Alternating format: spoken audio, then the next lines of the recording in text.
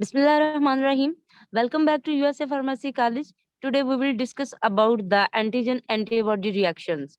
So let's start our lecture without wasting our time.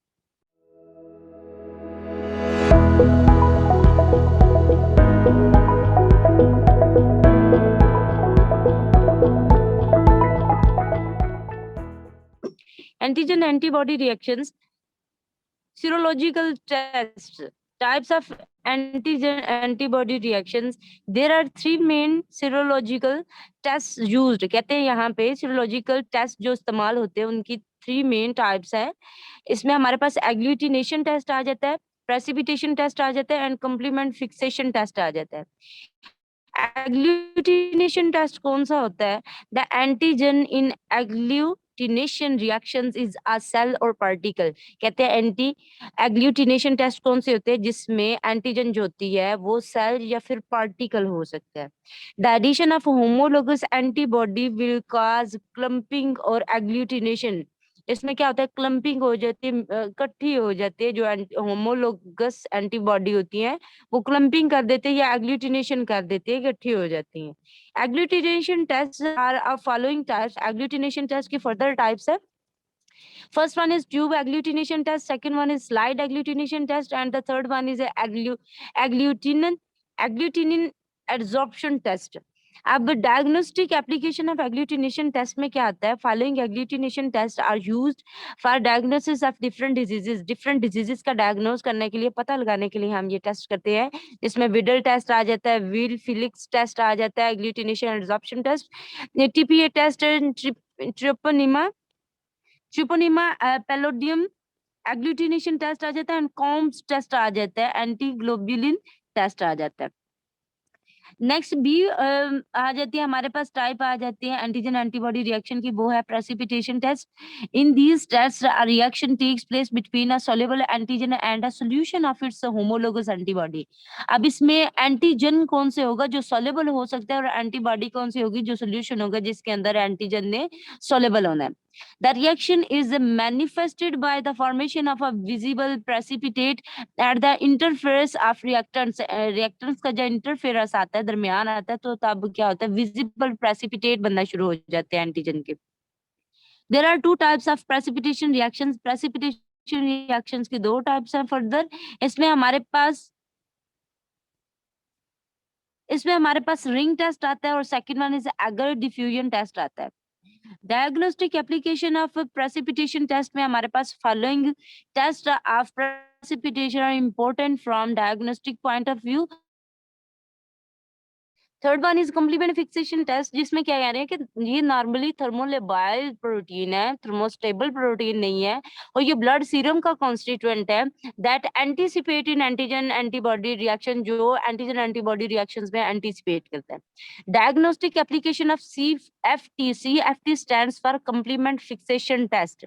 इसमें दो आ जाते हैं फर्दर हमारे पास, वेजरमैन टेस्ट फॉर सिफिलिस आ जाता है, और टी पैलिडम CFT आ जाती. T pallidum CFT stands for complement fixation test. Next हमारे पास आ जाता है जी एलर्जी. एलर्जी क्या होता है? How you can define the term allergy? So you can define it according to British Immunological Society. The allergy can be defined as allergy is a specific hypersensitivity of an individual to foreign particles, usually a protein to which a specific individual is exposed. कहते हैं allergy क्या होते हैं? Allergy is a specific hyper sensitivity. ये महसूस hyper sensitivity होती है, ठीक है, ज्यादा सेंस की जाती है उसके अबाउट में, ऑफ एन इंडिविजुअल, किसी भी फर्द की, टू फॉरेन पार्टिकल, जो बाहर से आने वाला पार्टिकल होता है. यूजुअली आमतौर पे क्या होता है? प्रोटीन होती है, to which a specific individual is exposed, जो पर्टिकुलर इंडिविजुअल जो है उसको एक्सपोज की जाती है. एंड और an allergy is sensitivity to a normally harmless substance, one that does not bother most people. कहते हैं ये क्या होती है? हाइपर सेंसिटिविटी होती है, सेंसिटिविटी होती है किसी नॉर्मल किसी इंडिविजुअल के लिए, स्पेसिफिक इंडिविजुअल के लिए, जबकि अदर इंडिविजुअल जो होते हैं, अदर पीपल जो होते हैं, वो इसके अबाउट बॉदर नहीं करते. The allergen the foreign substance that provokes a reaction, allergen क्या होता है जो एलर्जी काज करता है, can be a food, dust particle, a drug, insect, venom और mould, spores as well as pollen. कहते हैं ये जो हमारे पास एलर्जन होते हैं ये हो सकता है फूड हो कोई, हो सकता है डस्ट पार्टिकल हो, ड्रग हो, इंसेक्ट, विनोम हो, मोल्ड, स्पोर्स हो, एज वेल एज पोलन हो। Allergic people often have sensitivity to more than one substance, इनकी सेंसिटिविटी दूसरे से ज्यादा होती है। अब एलर्जी सिंपल वर्ड्स में अगर देखा जाए तो एलर्जी क्या होती है, सिंपली अगर देखा जाए मतलब बहुत से लोग ऐसे होते हैं कि किसी बंदे को किसी खाने वाली चीज से एलर्जी होती है, जैसे कि कोई किसी को दूध से एलर्जी है, ठीक है, किसी को किसी सब्जी से एलर्जी है, किसी को मीट से एलर्जी है, ठीक है।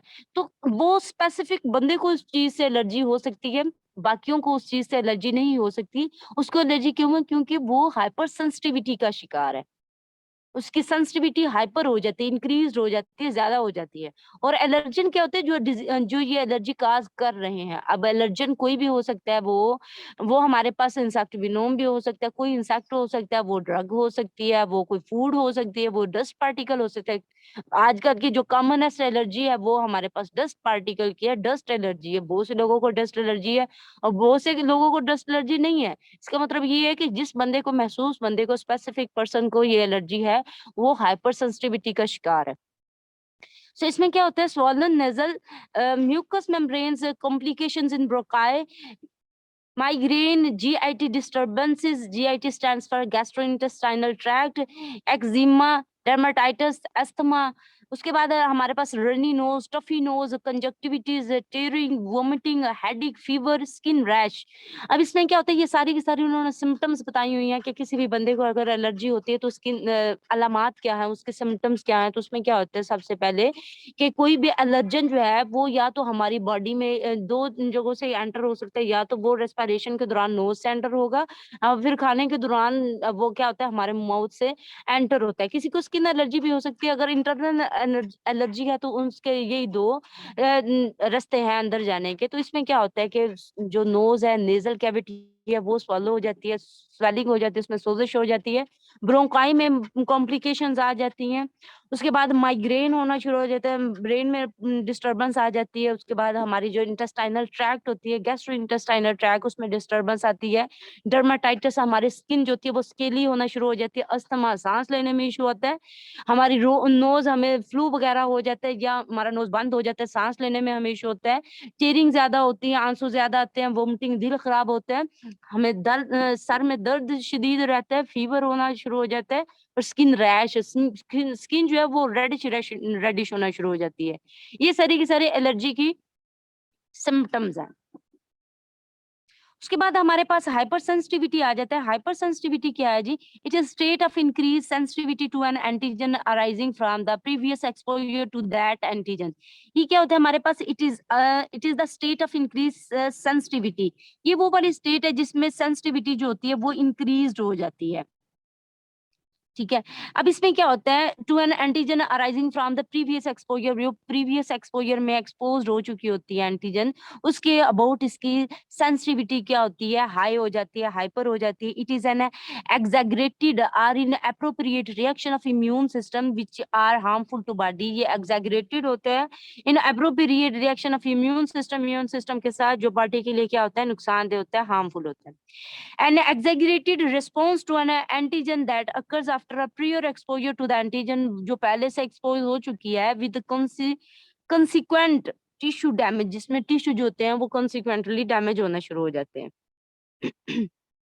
टाइप्स अगर देखिए हाइपर सेंसिटिविटी की, तो इसकी टाइप्स हमारे पास hypersensitivity reactions has been classified by Gell and Coombs into four major types. इसकी फोर मेजर टाइप्स हैं। सबसे पहले हमारे पास एनाफिलैक्टिक हाइपर सेंसिटिविटी आ जाती है, जिसको इमीडिएट हाइपर सेंसिटिविटी कहते हैं। साइटोटॉक्सिक हाइपर सेंसिटिविटी आती है। Third one is complex mediated hypersensitivity and the fourth one is cell mediated hyper sensitivity.